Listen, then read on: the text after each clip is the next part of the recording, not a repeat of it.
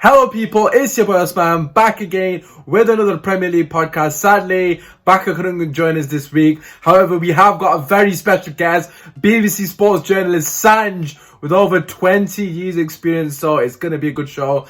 Just a quick disclaimer, there was a couple of issues with the audio, so we kind of had to cut off the first 3 minutes off the show. So as you can imagine, when you're joining us, you're going to be joining us midway conversation. Basically, we're talking about Liverpool sadly winning the league. Well, obviously, Sanju is a Liverpool fan, so he was over the moon. But that aside, the rest of the podcast is absolutely fantastic. Drop a like, subscribe. I've been uploading daily videos for the last 3 weeks, so I would appreciate any love and support. And also check out Keishan's instructions in the bio.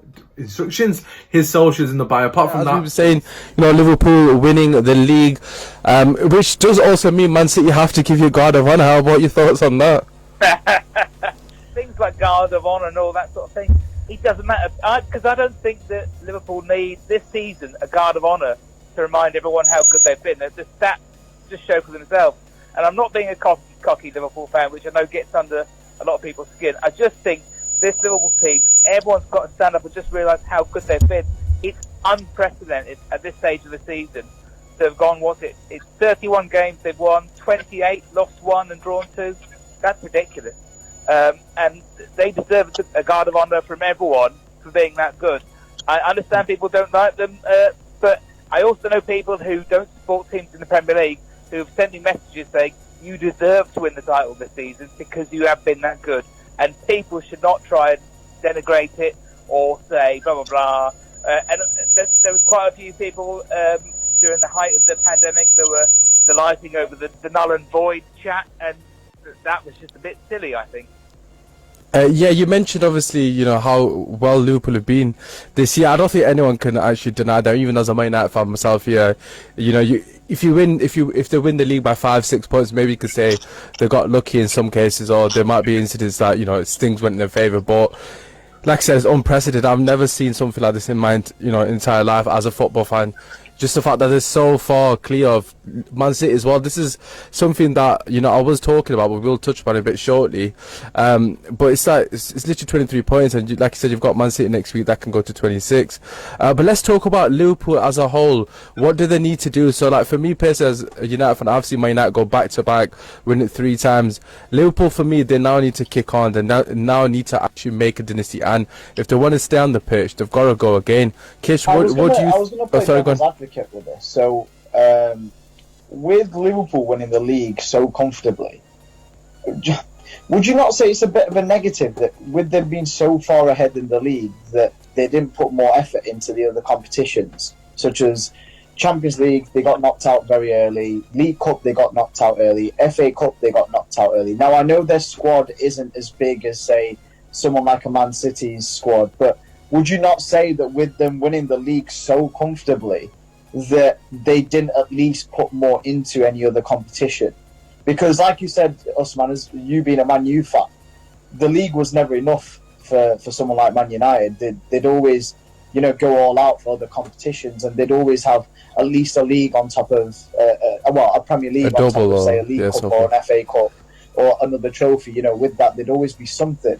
So I'm not disregarding it. I'm just saying, as a devil's advocate, would you not say that they should have been more into other competitions as well, with the sort of the comfortability of the way they've won the Premier League? Well, I'll pass that to you, Sanj, as a Liverpool fan. What do you reckon to that? No, to be honest, I think it was just all about the league this year. You could almost say that the season before, they got 97 points, and there was a team that got 98. And you just wonder, and I think Gary Neville even touched on this last season, that if they'd put all their eggs into the league basket last season, they might have won the league. And that's what it takes to overcome Man City. And one thing I think people forget is Liverpool aren't Moneybags United. They don't actually have a ridiculous amount of money to spend. The reason they were able to spend all that money on Van Dijk and Alisson 2 years ago was literally because they sold Coutinho. That was burning a hole in their pocket, so they spent that money on 2 players. But you'll notice that since then, they haven't made that many big signings. Last summer, I think they signed Harvey Elliott and a Dutch defender, Set Vandenberg, for 1.75. They've signed Takumi Minamino since then. But there isn't that much spare money going into Anfield, even with all the success they've been having recently. And of course, with COVID-19, like all clubs, they're taking a financial hit. So I don't think they can afford to strengthen in the way that perhaps Tuchel thinks we should do. But also, I don't think it's Klopp's style to have a big squad. He likes a little tight squad. He likes his front three to remain fit and motivated by each other. So I don't think they will expand that much in terms of squad depth. And no, I'm not too bothered about the fact that we didn't win other titles. I would have liked to have gone further in the Champions League, yeah. But do you know what? Atletico Madrid, I think, are Liverpool's kryptonite. Yeah, to be fair, Atletico Madrid are a difficult team for anyone. You did mention obviously a few things in terms of signings. I just wanted to quickly mention we saw against Everton. I believe Salah didn't play that game, and was it Minamino that came in that game? I can't remember. Yeah, it just seemed like there was a massive drop off in terms of quality. Is that something that potentially does worry you? If obviously, God forbid, but if one of the front three were to get injured, in particular Mane or Salah.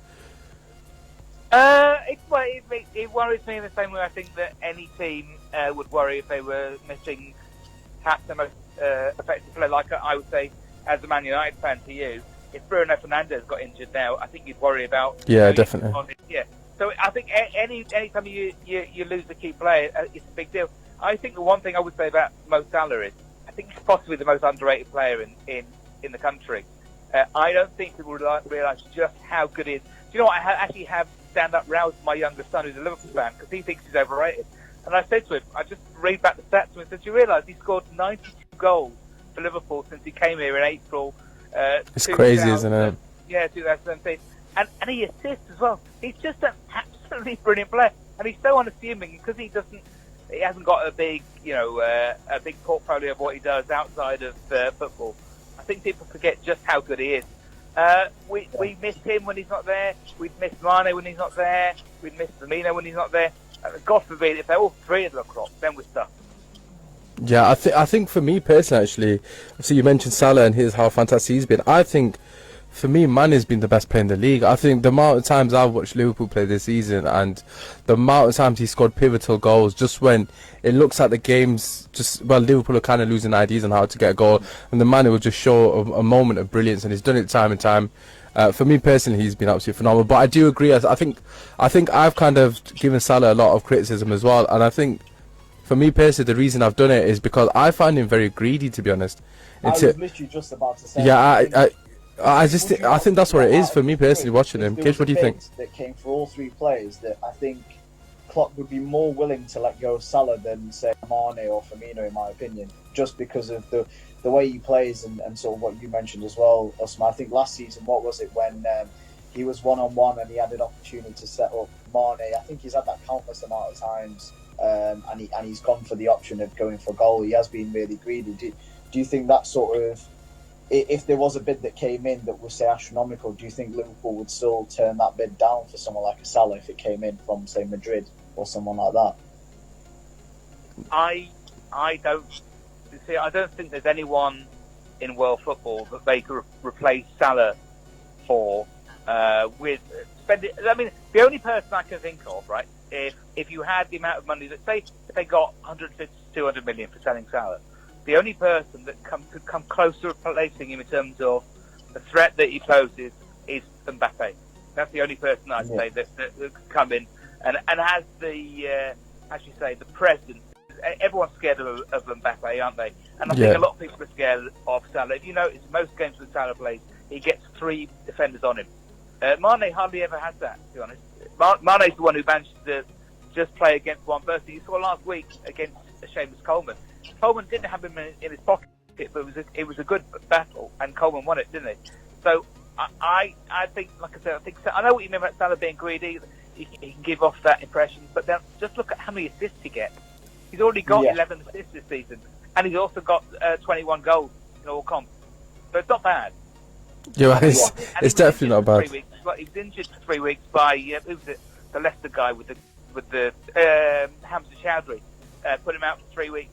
So I think that's what I mean about Salah being criminally underrated. And I know what you mean about he gives the impression of being greedy. I'll tell you one thing I would say about Salah. When you watch him, once he scores in a game, he won't be greedy. He just wants his goal. He's like a kid at school. He wants to score once. Just let him score once, and then he'll be all right. Then he'll start passing. Yeah, I think for me personally, I can't remember who you were playing against, but there was an incident when he had the opportunity to pass to Minamino. I think it was his first ever appearance. It might have been in one of the cup competitions, and literally Minamino would have had an open net to score on his debut, and he just refused to pass it him. Well, this week he could have done it against. I think the fact that you've just mentioned Salah already, being a sort of die-hard Liverpool fan, that kind of shows already, that he is a player that probably creates a lot of debate within your fan base. Whereas someone like Amane or Firmino, you do put a lot of praise upon. Whereas the fact that you've singled out Salah, that kind of does show that probably a lot of your fans are sort of in betwixt and between in terms of how they feel, about him. Yeah, I don't. There are a lot of fans who are like that, but I think it's all right to within the fan base to disagree with your fellow fan, isn't it? So yeah, I don't agree with him. I think he's. And the one thing I would say is that Liverpool went from being a dangerous team to an amazing team the moment they signed Salah. And the interesting thing about Salah is that Klopp had to be persuaded into signing him. The person that Klopp wanted for that right-sided position was Julian Brandt, who plays for Dortmund now. Yeah. He was playing for Leverkusen back then. That was the player that Klopp wanted. But actually, all the guys in the scouting department said, you've got to see this guy's numbers. They're off the charts. And actually, he's come to Liverpool and he's been even better than they thought. So I understand where the criticism come from. And there are times when he looks like he can look a little bit like a pub player because he can just do the worst. Some of his finishing is really average, but then he scores like ridiculously good goals as well. So I'd be absolutely devastated the moment he leaves. I know he's going to leave at some point. I just don't know when it is. I wonder whether he's going to leave on his terms or whether he leaves on Liverpool's terms. That's to me quite interesting. Yeah, no, I do think he does get a lot of unfair stick as well. I've got to say I want someone who has given him fair stick in the past to him. Even his goal against Palace the other day was well taken, to be fair to him. Let's just talk about Manchester City, because of course Man City, basically gave the inevitable, handing the trophy to you guys, losing to Chelsea 2-1. Sadly, Baka couldn't make it. He is a Chelsea fan, so he would have been over the moon, but we'll have to try to do his team justice. Keishan, as a Spurs fan, watching this game, what are your thoughts? How did you feel, mate? I think, to be honest, I don't think he's too interested anymore in sort of focusing on the league, in my opinion, because the league was already finished by December, January time. Yeah, the January. league was already done for Man City, and you can see even in this game in the FA Cup that they're playing against Newcastle. He's got both David Silva, De Bruyne starting. He's got an out-and-out striker in Jesus. He's got Sterling. He's got Mahrez. He's pretty much got his full first team starting in this game. So I think you can kind of see where Guardiola's priorities are. They're pretty much confirmed second. Leicester are kind of going through the mill, so I don't see them kind of going third or fourth in the league. And FA Cup, if they win the FA Cup, that's a second trophy. And then in the summer, they'll go for the Champions League. So in my opinion, although it's not good news in any game for Man City, I think for them it's not really much of an issue. But as a Tottenham fan, when I did see that team line up and the fact that he didn't have a recognised striker and he had, I think, what was it, Sterling, Mahrez, and who else was it on the Silva, Bernardo Silva. Who was it? Bernardo Silva. Yeah, Bernardo Silva. That for me was just, it was like, you still need to play in the spirit of the league, and I don't think that was his best starting 11, in my opinion. And they got what they deserved, Well, you can. They definitely got what they deserved. Got the win, which is not good for either Man U or Spurs fans, but in particular for us, I think it's a bit of a nightmare because I think that we were hoping a lot on that game for City to get a result. Yeah, I think it is disappointing, I've got to be honest, because I think, for me personally, I knew Liverpool were going to win the title. Of course, as a United fan, that's the last thing I want. But I was already accustomed to that. I knew that was going to happen at some point. It was just the manner in which Chelsea just absolutely obliterated Man City on the counter-attack. And two defensive mistakes as well. Obviously, Benjamin Mendy was the first one. The second one was an absolute shambles. Obviously, De Bruyne again done by Willian. And then Fernandinho handballing on the line. Sanj, what do you reckon about Man City? Do you think they'll be able to keep the pace with your club next season, or do you think the gaps can still be there? I don't know. I don't know what they're thinking about in terms of strengthening their defence, which is obviously the weakest area. And one thing that I think Guardiola is an amazing coach, and I thought he was an amazing coach when he was at Barcelona and then when he was at Bayern Munich. But if you just look at how much he spent on fullback since he's been at Man City, and he still hasn't got the right combination, and you just wonder at what point does he just look at it and think, well, I think I've spent enough money on these players. I need to start training them to be more consistent, because that's the thing about their defence; it's just not consistent enough. Their attacking players, their midfield, their centre forwards, they're as good as Liverpool, if not better. I certainly think their midfield's got more depth and more creativity than Liverpool's has. That you can pick and choose the strikers, can't you? Because Mane, Firmino, and Salah would get into the Man City side, but then Aguero would get into the Liverpool side. I think there'll be another matchup, but I think next season, Liverpool will probably be as strong, and City will have to. City will probably have to bridge a 25-point gap, won't they? For next season. The one thing I would say to that, Sam, is the season where I only found this out today. So the season where Liverpool lost to Real Madrid in the final, that season they were 23 points behind Man City in the league. 23 points, and it only took 2 to 3 signings of relevance for them to then catch up. They bought Van Dijk that January of the season. You lost in the Champions League final, and then obviously in the summer you bought Alisson, signings that you needed. So what that tells me is it does only take a couple of signings for Man City, but it's all to do with that ban, in my opinion. If that ban still stays, in my opinion, City are in a lot of danger of not adding players but losing players. However, if that ban is upheld, then I think it would only take, in my opinion, 2 to 3 signings for them to get really close again for challenging for the league and kind of get into that place and give you a proper challenge. Yeah, I think that's a valid point. I think, you've already mentioned regarding Man City's midfield, they've got strength in depth there. Of course, they're going to lose David Silva. I think the most noticeable disappearance is the fact that they didn't replace Company. And there's a lot of speculation that they're going to get Koulibaly. And I feel like that should have happened last summer if Man City were to go again. And it's just a bit of an interesting one. You mentioned how much money Pep has spent on the defence. For me personally, I think he needs to get more criticised, to be honest. Because, okay, granted, John Stones has been a flop, but a lot of the players like Benjamin Mendy, he's quite a good player. He's an international. He's not kept fit. Zinchenko's come in again. He's not off the level you'd think compared to the rest of the team, but at the same time, Pep is a world-class coach. You'd think he'd be able to at least get something out of the players more than what he's got. I think a lot of their defence is underachieved, to be honest. Yeah, that's what I think, and that's the point I was trying to make, was that their fullbacks. They're good players. I was having a chat about this with I've got 2 teenage sons, my 16-year-old, who's encyclopedic. He's encyclopedic about his football. And we were saying, how many fullbacks has he bought? And we just reeled off name after name after name after name. Currently, they've got Angelino, a left back who was on loan at Leipzig. That season now finished, but obviously they've got Zinchenko. They've got, like you said, they've got Mendy at right back. They've got João Cancelo and Kyle Walker. Yeah, and these players have not been bought for chump change. They've been a lot of money's been spent on these players. And that's what I mean. I think he needs to get more consistency out of them. I know they've been unlucky with injuries, blah blah blah. But then the injuries are avoidable if you play a kind of football.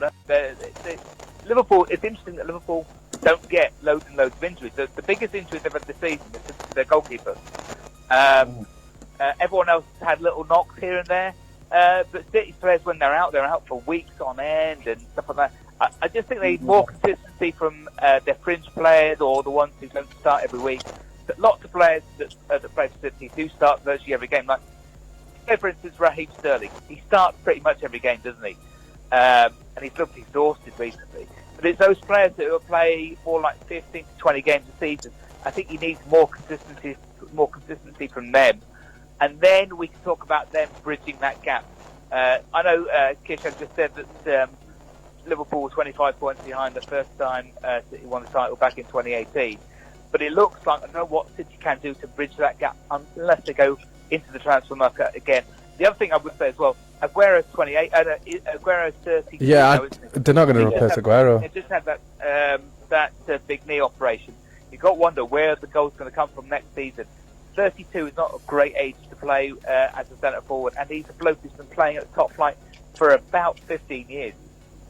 Yeah, I think the Aguero thing. First and foremost, they're gonna buy a centre back. They're gonna have to buy a centre back. But for me, the Aguero thing, from what I've seen of Jesus, and again, I might be wrong on this, he's nowhere near the ability on Aguero. It surprises me they didn't go for a Timo Werner. But yeah, that has been the first part of the show. It's actually flown by. The second part of the show, we will be discussing Man United. Of course, we'll talk a bit about Chelsea and Spurs, and then we look ahead to the week's action that is commencing, and of course we'll do a bit of a reaction for the FA Cup draw. Anyways, boys, we'll be back in a few minutes. I'll talk soon.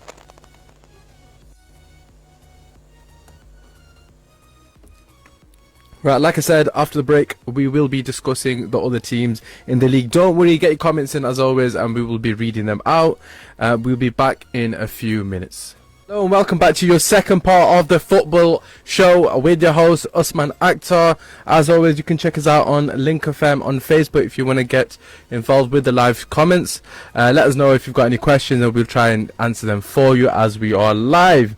Let's get our guest back on. Hopefully Keishan is on the line. Keishan, you there? Yeah, can you hear me? Yeah, I can hear you loud and clear. Sanjay, also, likewise, you there? I'm here, sir. I'm here. Okay, fantastic. Fingers crossed the audio is a bit better this half. I do apologise for anyone who had headphones on prior and obviously with the audio messing up. It's a live show, we're going to have technical difficulties as always. Anyways, let's get on to the second part of the show. You know, we spoke a lot about Manchester City and Liverpool, in particular Man City trying to close that gap like we mentioned, you know, the massive point gap. But I want to discuss the top four race, not in its entirety because we haven't got backup for the Chelsea sort of essence, but let's talk about Manchester United first and foremost, my beloved team, winning 3-0 against my parent team, Sheffield United. So it was a bit of a weird one for me because it was like, you know, working for Sheffield United, everyone wanted them to do well, but obviously not in this game. Kish, we'll come to you first and foremost. What were your thoughts on the performance? Yeah, it's a difficult one to judge really because of how well United played and how good Man U were. I think a lot of it also goes down to how poor Sheffield United were as well at the same time. I do feel that with Sheffield United, since we've returned, they've been poor in every game. And it's one of those where I feel sorry for them because I don't want their season to end the way it is, especially with how well they performed pre-lockdown. And I do feel that with them more so than any other team, not having the fans there, it's a massive sort of minus for them. However, sort of going towards Man United, I think as a Man United fan from your end, you must be more than pleased with the likes of, you know, Pogba, Fernandes link-up play. You could see straight away that, you know, they were on it together. And also with Martial and Rashford, I think the main core of your team, the average age is so young that you've got a team that will only get better. And as a Tottenham fan, I am seriously worried because I do see United only a couple of players really away from kind of, you know, maybe challenging, which I didn't think I would say, particularly at the start of the season. I would have never said that. But now with Fernandes, it's kind of changed, you know, everything about you, which is ridiculous how the dynamic one player has made such a difference. Yeah, he obviously Bruno has been the main sort of catalyst, so to speak, for change in terms of the way we've played and our overall sort of approach to games. First, I just want to touch upon what you said about Sheffield United being poor. I completely agree with that. They have been terrible, but I think as a United fan, the issue we've had this season is not against the top 6 teams. As you can tell by our record, it's fantastic against the top 6 teams. It's against the teams that are poor. With all due respect to Sheffield United, obviously, but we've struggled massively breaking teams down, so that was the biggest thing that I took away from the game, as well as, you know, sustaining pressure. I thought that was fantastic from us. But Sand, what did you make of obviously Bruno and Pogba's first proper outing together? Yeah, it's all encouraging, is it, for Manchester United? Because the thing that you've lacked for a sustained period was that creativity from midfield, and it seems that you've got that definitely with Bruno Fernandes no one knows what's going to happen with Pogba in the summer, do they? Once the window opens again, whether he stays or whether he goes. Because let's be honest, he's had two managers at Manchester United, and they've both shown that they like him sometimes and don't like him other times. So it's great to be happy about it now, but you never know what's going to be in the future. What I would say about Manchester United, and I'm not saying this from a Liverpool perspective, I'm just saying this as an observer, is that I'm not convinced that all the best ideas for that team come from the manager. I think a lot of work is going on behind the scenes with Mike Phelan and with Michael Carrick, and I think Fergie is still playing a part in the background. He's still telling Ollie what to do. I don't think Ollie is a particularly strong manager, and I think when next season comes around, we don't know where you'll be next season, whether you'll be in the Champions League or whether you'll still be in the Europa League. Whether when you start to get those results against, like you said, the bottom side, the teams in the bottom six, where you have struggled to break them down, whether once those results, if they happen again, whether all the downs will surface again. It's great when everything's going well. Like if you look at someone like Leicester were looking great before Christmas, weren't they?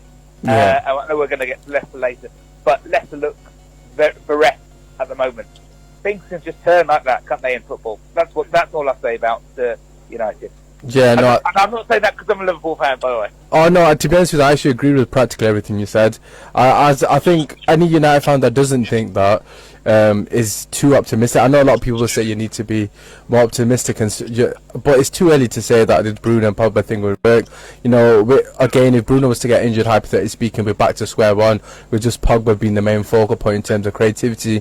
I just think we're lacking a lot of squad depth. I thought, we will touch upon the FA Cup games. I'm assuming you guys may have caught a bit of the Norwich Man United game, but that for me emphasised how far we still need to go, because we had basically a second string front three on, and although our midfield three was quite good on paper, it just lacked a void of ideas. If Bruno wasn't doing it, there was literally nothing coming. So as a United fan, there are promising signs, but at the same time, we've got to be realistic. It's going to take a long time. We do need at least 3 more quality players, if not world-class players. In my opinion, I agree to what was said, but I also disagree. Ollie's the sort of manager that's he's divided a lot of opinion, but I don't think he gets enough credit personally. I think when he first came into United, the setup was all over the place. He had a huge rebuilding job there. He's brought youth back into the team. He's brought the academy players in there. He's had to pretty much rebuild the squad. Now, again, I agree with what you just said, Usman. You're nowhere near the finished article yet, and you've still got a lot of work to do in terms of recruitment, and you need to drop the average age of that squad down. But he's done a very good job, in my opinion, in terms of it's been a slow process, which I'm sure you as a fan could agree that it was never going to be. It was never going. Yeah, it was going to take time after Jose. Because that's been the problem over time, where the last couple of managers have kind of, just tried to buy big name players, and that's failed miserably. So I feel like his approach has kind of been the right approach, where he's only brought in players that kind of want to play for the club and kind of breathe for it. We all know that Maguire really wanted to play for United. We know Fernandes massively, he was trying to push through that deal. And I feel like some of the players, Daniel James, the players, I think he's bringing Igalo as well. The list goes on. He's bringing in players that really, really want to play for this club and kind of want to give everything for them. Whereas in the past, the likes of Sanchez, the list goes on, other players as well that you've got with Di Maria, have maybe not gone for the money rather than actually wanting to seriously put in a shift, in my opinion, for United. Yeah, well, obviously you mentioned, the sort of groundwork that Ollie's put. I think in that terms, you've got to give him credit to you. Yeah. Obviously, I'm kind of sentimental in the sense that I love Ollie because of what he did as a player. Regarding him as a manager, it is interesting to see what Sainz thinks regarding Sir Alex Ferguson. I think there is definitely something there in terms of Sir Alex still having a say in certain tactics. That'd be interesting because he does always mention that he is having regular contact with Sir Alex. So I think that's definitely something that is probably happening. But at the same time, who's better to have as a mentor than Sir Alex? So it remains to be seen what will happen with Man United. But at the same time, it does finally feel that we might be heading in the right direction. So for me as a United fan, that's obviously a positive. But in saying that, there's still a lot to play for this season, so we'll have to see where we are come the end of the season. Let's talk about another manager that has divided opinion for so many years. Jose Mourinho and Spurs, obviously winning 2-0 against West Ham. They seem to always have the edge on West Ham. For me personally, watching that game, I thought you was deserving winners. I've seen a lot of West Ham fans complaining, but not really sure what the issue was. I thought you, like, although West Ham had chances, I thought you definitely the better team. Kish, we'll come to Sanj first, because obviously I know what you're like when you talk about your team. Sanj, what are your thoughts on Jose Mourinho and Spurs at the moment? It's such a funny one. It you know, from the outside, and you know, obviously I've lived through all of Jose's career. It doesn't seem like a good fit, does it? Because his best teams are the ones that are physical, that defend with their life. They don't play necessarily free-flowing football. They just fight for every last scrap.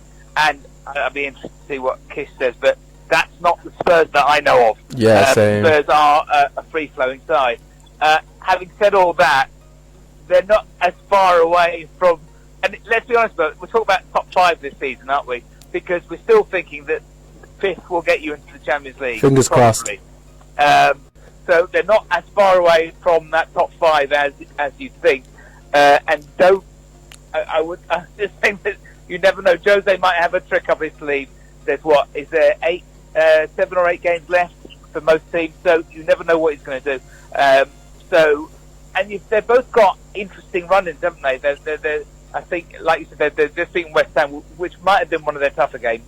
Man United, I think that they played Brighton next, and I don't think Man United have won either time since Brighton. Yeah, we've struggled against Brighton massively. Yeah, so you just never know what's going to happen in those games. So you never know with Spurs. I've noticed what Dembele said about it. Yeah, I was just about to mention that. I don't think that Jose would ever have signed him. He was a signing done by Pochettino, and obviously Pochettino's no longer there. I would be surprised if he goes in the summer for like 10 million. Yeah, no, obviously, first and foremost, regarding... when we spoke about this in January, actually, me and Keisha were talking about top 4. I actually had Spurs in the top 4. I think they were just starting to come into form at that point prior to them obviously getting such a huge amount of injuries. What, you know, it's kind of was a detriment to them. It is interesting to see if it is a top 5. You're only 6 points off United and anything is still achievable. But let's talk about Dembele, because obviously you did mention him briefly. You know, the comments basically, obviously I'm not quoting him exactly, practically Dembele basically saying, I'm never going to play for Jose again. Kish, what are your thoughts on that? If I'm honest with Dembele, I'm massively disappointed. Like, I'm really, really, really disappointed. It's a good play, to be fair. We spent a lot of money on him, and don't get me wrong, on the ball, his quality is undoubted. Beginning of the season, you know, he started off with a goal. I think it was on his debut. Yeah. His first couple of games were great, but even under Pochettino, this was a problem. He does not want to run. He doesn't want to track back. You know, all this time we were saying that he's going to be the replacement for Dembele that we've always wanted, because since Moussa Dembele left, we've not replaced him, and it's been over 2 seasons now. And as a fan, I thought, finally, yes, we've got someone who has a physical ability, has the quality, has everything that Dembele does, but he just does not want to track back. There's numerous games of him where I've seen this season where on the ball he's a top class talent, and maybe for another team that plays in a different way he would still be really, really good. But I don't know what it is. Maybe he's come from the French league at Lyon where he's had more of an attacking role, but he just does not track back. And when that's the way you play football under Mourinho will slate you all the way, all day long. He'll slate you, and it just disappoints me. He really, really annoys me, and I've spoken to quite a few fans on Twitter as well, and he annoys them as well, because you can't deny, you know, he's got a lot of quality, but when you don't track back and you think you're too good to even, you know, help the team defensively, that for me, I don't care who the manager is, whether it's Pochettino or Mourinho, the fans, they love to see a player track back and go for it. And for me, that's, you know, you can't, there's nothing I can do to kind of justify that off the ball. In my opinion. He always seems like a pound man version of Steven Gerrard every time I see him. You know what I mean? Though? He's not even close to Gerrard. He's got every single thing in his He locker. does. There's He has all nothing- the ability in the world. He just Exactly, but thinks if that he he's got had an this ounce something of about Steven Gerrard's him, desire or he doesn't need to commitment, track back. then you'd be looking at an unbelievable player. And I'm just not just saying that as a Liverpool fan, right? When I've seen him in the belly, I just think, oh, what a player that bloke's going to be. And then I Yeah. watch him the next week, I'm thinking, oh, go on, be that player. And I think the worst thing that happened was that there was a game against Burnley, wasn't there, where you were 1-0 down. That was, oh my God, don't even get me And started. you know, Carragher Off the absolutely ball, savaged it him, was didn't he? disgraceful. Like, if And you he saw pointed out the all the things he under-12s was doing wrong. that, you would And take that's the one worst of the thing that players can happen off. to a player these That's days. how bad he was in that Yeah. game. It's Yeah. disgraceful. You know, I don't know if you remember Carragher, what he said. He did like an analysis on him as well. And it was, honestly, it was terrible.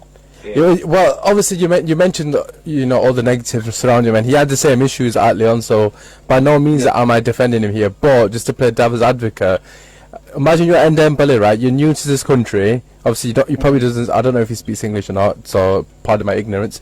So he's new to the culture, etc. He's not really settled in. The manager that signed him has got sacked. Jose comes in, wants him to do something that he's not normally accustomed to, and then on top of that, Jose has the audacity to knock on his door and tell him to go for a run and drag him to the park. So, so what is that going to do? Obviously, the thing with Jose is, right? I do get that, but again, it's a bit like that where I can justify it if it was just under Mourinho, but I watch every. Yeah, but Tottenham game, and Poch even was under a sinking Pochettino, ship, though. He was not tracking back, and it's a bit like Arsenal, where Ozil, where Wenger used to let him off a lot of the time because he knew that on the ball he's quality, but defensively he wouldn't. Really Yeah, but he's a cam, though. Ozil's a cam. And the other managers have kind of seen that as well at Arsenal now, and probably he's on his way. But I think that's the thing with Ndembele that really annoys me, because it doesn't. I don't care if it's a new club or whatever. If anything, you'd want to show your fans that you're there for the cause by putting in a shift and going for it. For every single game and leaving nothing left. On the pitch. I feel with him that if he plays for the full 90 minutes. He could literally have a couple of beers after the game. He'd be relaxed because he's got so much energy left. And that for me, he's aiming for 120 minutes, kid. Come on. I don't care what the situation is. You shouldn't have any energy left by the end of the game if you're a player in his position. That's just the way I see it. Yeah, no, I don't think anyone will argue with that because he's a box to box. I'm just waiting for Souness to savage him. Oh my God, yeah. If Souness goes after him, it's going to be game over. To be fair, if Barcelona, I guarantee you, he will do unbelievably well. Oh yeah, he'll play unreal at Barcelona, don't worry. Very, very well at Barcelona, in my opinion, because he suits them. Well, because he doesn't have to run. And under the manager we have, it's just a marriage that won't end very well, in my opinion. Right. Okay. To be fair, I do in this sense. I do actually agree with George. I think he's definitely in the right. And Dembele I can't even believe the audacity, right? That players come out and said, "I will never play for you again." Yeah. Who does he think he is to say something like that? Is just ridiculous. He's obviously got an attitude problem. You can't do that as a player. Like, at the end of the day, you're getting paid money to be playing for that club, and it's a disrespect to the fans as well. Who bought his shirt as well, for him to turn around and say that. Because for me personally, I actually wanted him at Man United because I think he's a phenomenal talent. But thank you very much for taking that burden off our hands. We really appreciate that. Let's quickly briefly talk about Leicester. We've only got about 8 minutes left on the show, so I don't want to do them any discredit. Because to be fair, they've been a massive talking point since the break. Well, even prior to the break, they were kind of dipping in form, you'd say. But since the return, they're struggling to score. Like, Sanj, what are your thoughts on Leicester? Do you think they'll still keep that top 4 spot? Don't know. The thing that so much of what they've been doing for what 3, 4, 5 years is based around Vardy. Yeah, absolutely. So Vardy was always a young, old striker. Does that make any sense? Because he hadn't played at the top level for that long. Yeah. People were like, "Oh, when's he going to get old?" It's unbelievable, blah blah. But the thing is, I think he's 32 or maybe. Yeah, he's 32. Now, he's 32, and he doesn't look as sharp as he used to. And if he's not doing it, if he's not alive to what Leicester are doing, then they are going to struggle. And that isn't. They've got Iheanacho apart from him. I don't know what else they've got up front. So I wouldn't be surprised if of all the teams that are vying for that third and fourth spot, whether they are the one that slips out and actually it will be, in the end, it will be Chelsea, it'll be Man United and Spurs all fighting for those 2 spots because they are thinking. And the one thing I know about Brendan Rodgers, because obviously he was at my club for 3 years, and I like Brendan Rodgers a lot, and I think he's got great ideas on football. He tries to play a really sophisticated brand of football. He shows a lot of courage. But once things go wrong with him, he struggled when he was at Liverpool to turn things round. I remember. I was literally thinking that today as well. Yeah, and that's the one thing. It would be a real test of his management style. Then obviously he's had the success at Celtic, but remember in Scotland, it's literally in Scotland, all you got to do. The only way you can stop being successful in Scotland, if you're Celtic, for instance, is beat yourself. That's the only way it happens these days. So I'd be interested to see whether he can find what he needs from the. They're not conceding a lot. That's what I would say about Leicester. Yeah, they haven't conceded many. They've conceded like 1 or 2 a game.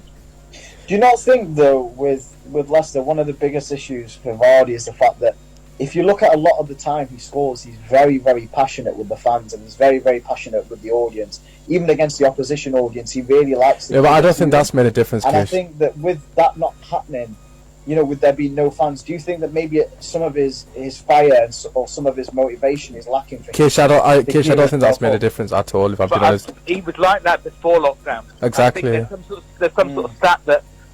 Since the new year, I think he's only scored in the 1 game or something like that. Right. And do you know how I know this? He's in my fantasy league team. Yeah, he scored. I think he scored 1 in 9, if I'm not wrong. Yeah. And obviously that stretches back prior to lockdown. He's been on 99 Premier League goals as well, and he's just been on that for such a long time now. Yeah. Maybe that's playing on his mind as well. You never know, obviously. But I just don't think the fan thing is a factor. Regarding Brendan Rodgers, I was literally thinking about that today when I was watching the game against Chelsea. We saw the exact same thing at Liverpool when things were going wrong or not going to plan how they were initially.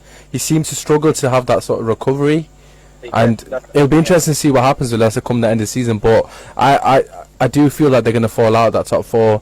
And do you probably think get his 5th. job will be under pressure? No, definitely not. Absolutely not. If they do drop out from, say, 3rd spot to maybe, say, a 6th, if they go from 3rd to 6th, knocked out in the FA Cup as well, obviously there's no other trophy for them to play for. Do you think that then he would have some sort of pressure on his back? No, absolutely not. I think that would be an absolute disgrace if he has any pressure on his back. I think he's overachieved with we've got to remember how young that Leicester squad is. That midfield 3 is very young. So I think he's done fantastic work. For me personally, and they played a good brand of football as well. I know a lot of Leicester fans as well from our work, and they're all ecstatic the manner in which they played football. So, I don't think we're going to add pressure. And he's learned some humility, hasn't he? Since I think a lot of people didn't like him when he was at Liverpool because he gave the impression of being a bit superior. I don't think he's like that anymore, and I think he fronts up about everything, and I think he's a lot more honest and stuff. So I'd like to see him do really, really well, and it'd be a nice place because they haven't spent a fortune, have they? Yeah. But things do look like they're just tailing off. There was a period. It's a bit like a team in the relegation zone that they start slipping and sliding, and they go further and further down. And I feel like at the moment Leicester just can't buy a win at all. Can't buy a goal. I think they've scored literally obviously Chilwell scored that absolute world against Watford, and they conceded overhead kick to their centre back, so it's like they can't even buy a result. But yeah, he's definitely learned humility. He's finally built on that character, and his favourite saying and all that. So positive. So what we're going to do now, we're going to quickly round up the FA Cup results. I'm sure most of you probably know all of them. Just quickly check the end of Man City. I think it finished 2-0. Yeah, it did. De Bruyne and Sterling getting the goals. I think it was inevitable that they were going to get the win. So we'll wrap up the FA Cup games. We'll quickly talk about the draw, and then we'll do my favourite part of the show, which is the score predictions bit. So it's the bit that we don't sit on the fence and we stick our neck out online. So first games first. Man United winning Norwich 2-1. For me personally, as a United fan, obviously we'll go through these quickly. Just to summarise, the absolutely disgraceful performance Norwich deserved to go through. It was against the run of play, so fair play to Norwich. Huge commiserations to them. Hopefully they can use this sort of to motivate for the rest of the season. Sheffield United 1, Arsenal 2. A game similar to the Man United game in the sense that the team that won didn't really deserve to win. For me personally, anyways, obviously Arsenal fans probably disagree, but McGoldrick finally get his first goal of the season as well, and just for the other team to score 4 minutes later, I literally put on the group chat, yes, McGoldrick scored, and then the next message was, oh, never mind, Sabitzer scored. So yeah, it wasn't long-lived joy for Sheffield United. Leicester, of course, as we mentioned, losing to Chelsea 1-0. Again, this was an interesting game. I thought Leicester were fantastic in the first half, but for some reason they just seem to be goal shy. They just lacked quality in the final third in terms of finishing ability. It's a shame to see Vardy obviously sort of struggling a bit in that sense, but as a Man United fan, again, this is a positive for us. But Chelsea going strong again. Fantastic for them. And in the last game, like I mentioned, Newcastle losing 2-0 to Man City. You would have been a brave man to bet that Newcastle would have been. Just quickly, FA Cup draw. Again, we can talk about this later on. But Man United against Chelsea, this is the fourth time they're going to meet this season. Could it be 4-0 to Solskjaer? And then obviously Man City against Arsenal. Again, Manchester City, notorious for getting the easy draws. Again, look at the draw for Man City. Just quickly, what do you reckon on the FA Cup? Who are your favourites? It's Man United, Man City final written all over it. Oh, I wish it is. I'm like you. I watched the Norwich Man United game in its entirety yesterday because my wife's from Norwich, and so my eldest son's a Norwich City fan. Oh wow! And what I was going to say was, and I said this halfway through the game, and at the end, I said that if Norwich had one of Man United's strikers, they'd have won that game. If they had Martial, to be fair, they would have won. Yeah, but they are so slow, and that's the one thing you've got to say about Man United. The one Achilles heel that you've got is it's a fairly pedestrian central defensive. Yeah, absolutely. Maguire turns as fast as a London bus, and Lindelof, he's good on the cover, but you never know. But I would say, I think Man United have got the game for Chelsea up there. The way is, I've seen all those games as well. I remember watching Man United Chelsea first game of the season, wasn't it? Yeah. I was in a bar in New York, and it was rope-a-dope. You soaked it all up, and when they got tired, you just hit them for 6 or 4 was that day. So I think you're going to win that one. And anyone who's seen Man United Man City against Arsenal in the last 4 or 5 years, Arsenal haven't got a prayer. They haven't got a prayer. Oh God, Sandra, I'm gonna have to cut you off then, because sadly that is the end of the show. Kish, sorry, obviously we'll get your thoughts next week on the draw. Apart from that, boys, it's been an absolute pleasure. Thank you both for coming on as always, and hopefully we can have you again shortly or soon, shall I say. Alright, anyways, boys, take care. Speak soon. Cheers, thank you. Bye. Cheers, bye.